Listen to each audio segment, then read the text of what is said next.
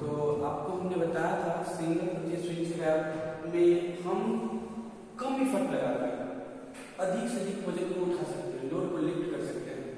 ठीक उसी तरह सिंगल परचेज स्विच क्रैप को मॉडिफाई करके डबल परचेज स्विच क्रैप बनाया गया है, जिसमें सिंगल परचेज स्विच क्रैप में कम लोड इफर्ट लगाकर अधिक से अधिक लोड को उठा सकते थे।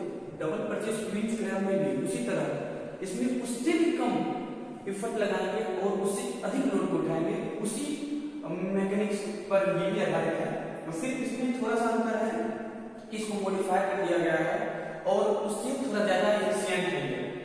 तो इसके बारे में थोड़ा देखेंगे। जैसे सिंगल परचेज स्विच क्रैप में हमने देखा था कि इफर्ट पुल्ली था, जैसा इसमें दिखाया गया इफर्ट पुल्ली है। उसके अलावा एक पिनियन गियर और एक स्पर गियर था। इसमें क्या किया गया है, डबल परचेज स्विच क्रैप में 2 पिनियन गियर है और 2 स्पर गियर लगाया गया, इसलिए इसका नाम डबल परचेज स्विच क्रैप है। और सिंगल परचेज स्विच क्रैप से थोड़ा ज्यादा एफिशिएंट है, उससे भी कम लोड इफर्ट लगाकर हम अधिक से अधिक लोड को उठा सकते हैं। जैसे एग्जांपल के तौर पर आप कह सकते हैं यदि हम 50 ग्राम इफर्ट लगाते हैं और 50 केजी के लोड को उठा रहे हैं सिंगल परचेज स्विच क्रैप में, तो डबल परचेज स्विच क्रैप में यदि हम 50 ग्राम के इफर्ट को लगाएंगे लोड लिफ्ट करने के लिए, अगर 50 ग्राम इफर्ट को लगाते हैं, सेम इफर्ट लगाते हैं, तो हम यहाँ पर क्या कर सकते हैं 100 केजी के वेट को लिफ्ट कर सकते हैं डबल परचेज स्विच क्रैप में। तो उससे थोड़ा ज्यादा एफिशिएंट है, वो मॉडिफाई हो रहा है। तो आज हम इसके बारे में डिस्कस करेंगे। ये बहुत सिंपल सा टॉपिक है, बस समझाने के लिए समझाने वाला मार्गदर्शक हमारा सही होना चाहिए। तो आज इसके बारे में देखते हैं, इसके कुछ पार्ट से इसके बारे में। ये जो देखते हैं आप, ये यहाँ से शुरुआत करते हैं, ये पुल्ली है जिसको हम इफर्ट पुल्ली कहते हैं। इस इफर्ट पुल्ली पे हम अपना इफर्ट लगाएंगे, यानी बल लगाएंगे, इफर्ट लगाएंगे। ये इफर्ट पुल्ली है तो हम भी इसको इफर्ट पुल्ली, ठीक है फ्रेंड।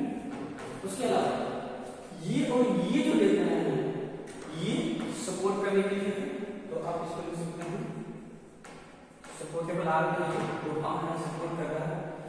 क्योंकि ये इफर्ट पुल्ली है और क्योंकि ये जो शाफ्ट आप देख रहे हैं, तो इसको आप इफर्ट एक्सल या इफर्ट शाफ्ट बोल सकते हैं।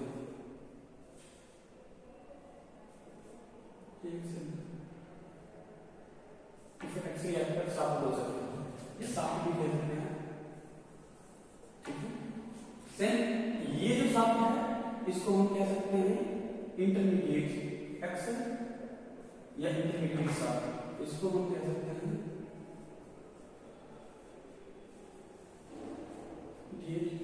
Axle, intermediate axle. और ये जो नीचे वाला आप शाफ्ट देख रहे हैं, नीचे वाले शाफ्ट को क्योंकि इस पर लोड लगा है तो इसको लोड शाफ्ट कहते हैं, लोड एक्सल या लोड शाफ्ट, और इसको लोड ड्रम,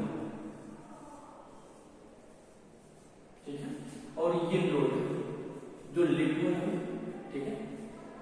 उसके अलावा आपने देखा है कि इसको इफर्ट पुल्ली कहते हैं, ये दो सपोर्ट आर्म है, ये शाफ्ट इफर्ट एक्सल या इफर्ट शाफ्ट कहलाता है, ये इंटरमीडिएट एक्सल या इंटरमीडिएट शाफ्ट कहलाता है, और नीचे वाला लोड ड्रम है, ये लोड लगाया गया है, और ये नीचे वाला जो शाफ्ट है उसको लोड एक्सल कहते हैं। आगे देखते हैं ये गियर, इस गियर को हम पिनियन गियर कहते हैं, और पिनियन गियर में से स्पर गियर के साथ, ठीक है। तो इसको हम पिनियन गियर कहेंगे,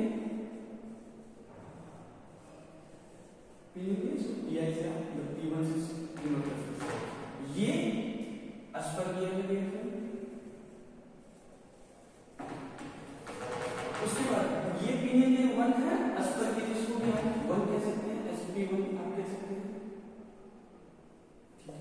स्पर S1 कह सकते हैं, स्पर गियर 1। सेम इस तरह ये पिनियन गियर है और पिनियन गियर जिसको आप 2 कह सकते हैं, और ये स्पर गियर S2 कह सकते हैं। अब बराबर सा पॉइंट आ रहा है कि गियर किसको कहते हैं। तो हमने सिंगल परचेज स्विच क्रैप में बताया था कि यदि किसी सर्कुलर पार्ट पे, यदि किसी सर्कुलर कोई भी स्ट्रक्चर है, सर्कुलर स्ट्रक्चर, उसके सरकमफ्रेंस यानी उसके परिधि पर यदि टिथ काट देते हैं, अगर टिथ काट दिया जाए उसके सरकमफ्रेंस किसी भी सर्कुलर स्ट्रक्चर की सरकमफेरेंस पर यदि तीर काट दिया जाए, इस तरह का तीर काट दिया जाए तो ये एक गियर कहलाता है। ठीक है गियर। अब कहता है कि अस्पर गियर क्या होता है? यदि उसके सेंटर के एक्सिस के अलावा, यदि उसके पेरिफेरी पर, यदि पेरीमीटर पर, उसके सरकमफेरेंस पर, यदि उसके सेंटर के पैरेलल, उसके सरकमफेरेंस पर तीर काटा है, उसको हम अस्पर गियर कहते हैं। जैसे ये सेंटर है, सेंटर के पैरेलल ये तीर काटा गया है। ठीक है। तो किसी सर्कुलर स्ट्रक्चर पर उसके सरकमफेरेंस पे यदि तीर काटा जाए तो उसको हम क्या कहते हैं? गियर कहते हैं। तो आपको ये सब डबल परचेस स्विच क्रैम में ये पार्ट है, पिवट पुली है जिसमें हम पिवट लगाएंगे। ये पिनियन गियर 1 है, ये पिवट एक्सल है।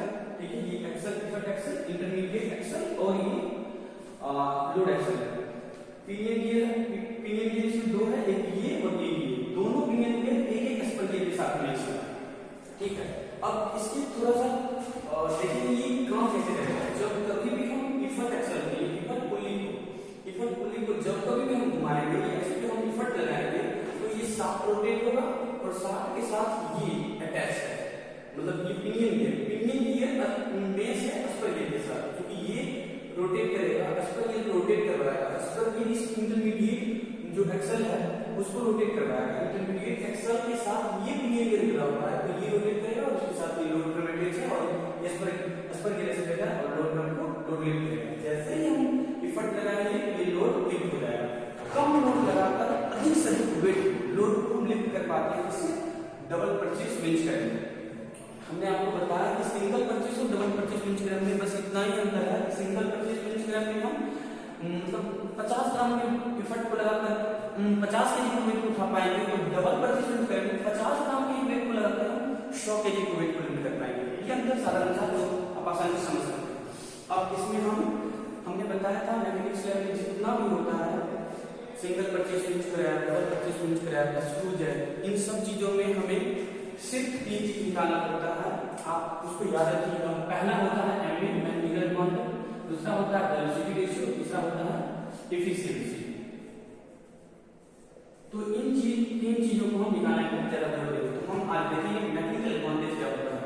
तो उससे पहले हम सबका नाम लिख लेते हैं। जैसे P डिनोट कर रहा है, P है पिवट पुली को, ठीक है। उसके बाद आप देख रहे हैं कि ये इसको हम T1 लिखते हैं, तीर की संख्या है इसका, पिनियन गियर 1 का तीर की संख्या T1, अस्पर गियर तीर की संख्या को T2 लेते हैं। उसमें पिनियन गियर तीर की संख्या को T3 लेते हैं और अस्पर गियर S2 तीर की संख्या को T4 लेते हैं। ठीक है। तो पिवट पुली में उसके अलावा लगा सकते हैं ये जो है यहाँ से यहाँ तक जो है ये डायमीटर है, तो इसको हम D ले सकते हैं, और लोड ड्रम का डायमीटर है इसको हम स्मॉल d ले सकते हैं। ठीक है। तो इफेक्ट पुली उस पर D कैपिटल भी आप लिख सकते हैं, डायमीटर ऑफ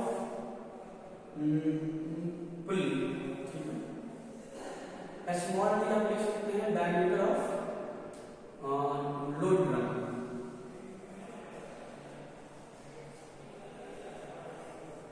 ठीक है। उसके बाद T1 के बारे में आप देख सकते हैं, number of teeth in pinion 1, number of teeth in pinion 1 का है ये number of teeth.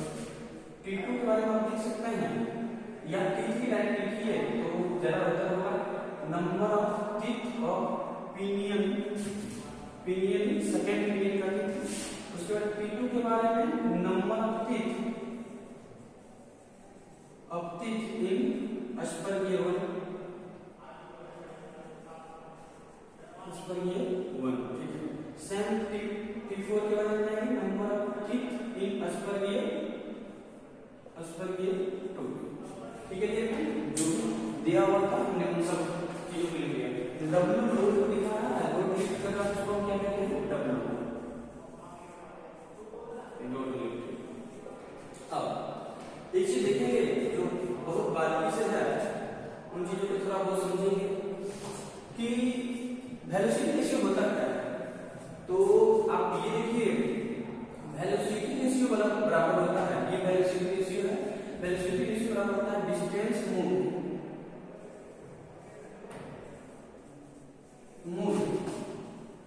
by effort pulley बट्टे distance moved by load। ये कहता है कि distance moved by effort P और ये कहता है लोड P by W।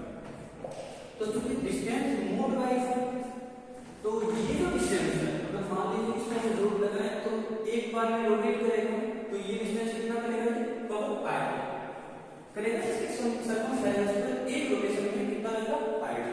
तो ऊपर कितना निकलेगा हम लोग, ठीक है। कहीं कहीं पर इसको हाफ करके दिखाया गया है, कोई इसको एल दिया गया है तो एल हो जाता है, क्योंकि सर्कमफेरेंस टू पाई। और ये है डिस्टेंस मूव्ड बाय लोड। तो लोड होता है डब्ल्यू के ऊपर, तो कहता है कि डब्ल्यू डिस्टेंस मूव कर रहा है तो कितना होगा। तो आपको पता होगा ये भी इतना ही होगा, पाई डी पाई स्मॉल डी।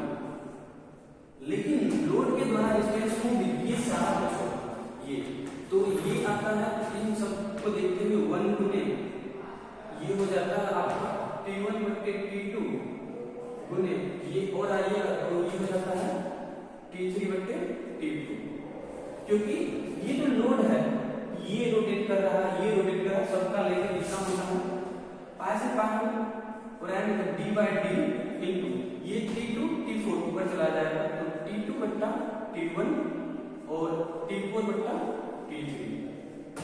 तो ये वेलोसिटी रेशियो जो होता है यही होता है, आप इसको आसानी से देख सकते हैं, ये वेलोसिटी रेशियो निकल सकता है। सेम इसी तरह यदि हम देखते हैं मैकेनिकल एडवांटेज के बारे में, एमई के बारे में, एमई बराबर होता है, कहता है कि मैकेनिकल एडवांटेज होता क्या है, मैकेनिकल एडवांटेज बराबर लोड लिफ्टेड बट्टे इफर्ट लगा, कितना लोड लिफ्ट किया और हम कितना इफर्ट लगाया। तो लोड लिफ्टेड बाय इफर्ट लगाया,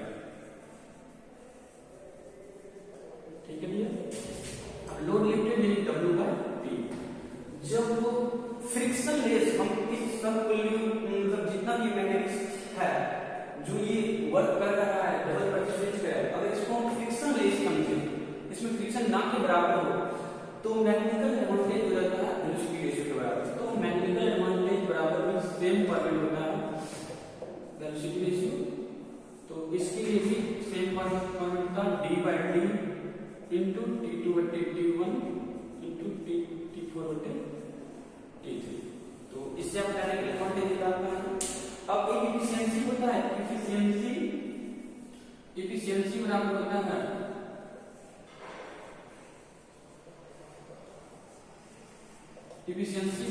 है मैकेनिकल एडवांटेज बट्टे वेलोसिटी रेशियो बटे रेशियो। तो ये तीन फॉर्मेट से हमें ज्ञात होता है। एक बार पुनः देखेंगे डबल परचेज स्विंग स्क्रैप के बारे में क्या क्या है, ये सब क्या हमने आपको बताया है। तो डियर हमने बताया कि double purchase swing scrap single purchase swing scrap का ही मॉडिफाइड रूप है। जैसे कि सिंगल परचेज स्विंग स्क्रैप में हम करते क्या है कि कम इफर्ट लगाकर ज्यादा से ज्यादा लोड को लिफ्ट कर पाते हैं, सेम उसी का मॉडिफिकेशन किया गया है। जैसे कि सिंगल परचेज स्विंग स्क्रैप में एक पिनियन गियर और एक स्पर गियर लिया जाता है, इसमें 2 पिनियन गियर और 2 स्पर गियर लिया जाता है, उसमें कम इफर्ट लगाकर ज्यादा से ज्यादा लोड को लिफ्ट कर पाते हैं। इसमें भी उससे भी कम लोड लगाकर कम इफर्ट लगाकर उससे ज्यादा लोड को लिफ्ट किया जाता है। तो डबल परचेज स्विंग स्क्रैप के बारे में ये हमने बताया कि ये इफर्ट पुल्ली होता है। ये तीनों जो है, ये पहला इफर्ट एक्सल, बीच वाला इंटरमीडिएट एक्सल और नीचे वाला लोड एक्सल होता है। ये पिनियन गियर 1 है, ये पिनियन गियर 2 है, ये स्पर गियर है और ये स्पर गियर 2 है। पिनियन गियर की तीन की संख्या हम बताया है, ये T1 हमने माना, पिनियन गियर T2 तीन की संख्या T3 माना, स्पर गियर T2 और स्पर गियर S2 का T4 माना। अब चूंकि हम लोड लगा रहे हैं तो ये पुल्ली है, तो एक रोटेशन में वो अपने पेरिफेरी यानी कि परिधि पर घूमेगा, ठीक है, सर्कमफेरेंस पर घूमेगा। तो हम जानते हैं इसकी परिधि होती है, परिमाण में परिधि ऊपर आ होता है, क्योंकि इसमें पाई डी भी होता है, क्योंकि डायमीटर लिया है। ये जो डायमीटर है कैपिटल डी माना और ये जो डायमीटर है स्मॉल डी माना। अब हमें इन सब चीजों को हमने देखा है कि पट पुल्ली है, डी डायमीटर पुल्ली है, small diameter load drum tube, ये सब हमने आपको बताया। इन सबसे इस मैकेनिज्म, ये जो मैकेनिज्म है इससे हम वेलोसिटी रेशियो, मैकेनिकल एडवांटेज और एफिशिएंसी निकालते हैं, और यही निकाला भी जाता है। अभी हम डायरेक्ट लैब चलेंगे और लैब में हम आपको बताएंगे कि ये किस प्रकार वर्क करता है और कैसे हम वेलोसिटी रेशियो, मैकेनिकल एडवांटेज और एफिशिएंसी निकाल पाएंगे। विभिन्न प्रकार के लोड को डालेंगे और विभिन्न प्रकार की एफिशिएंसी हमें ज्ञात हो जाएगी। तो थैंक यू फॉर वॉचिंग।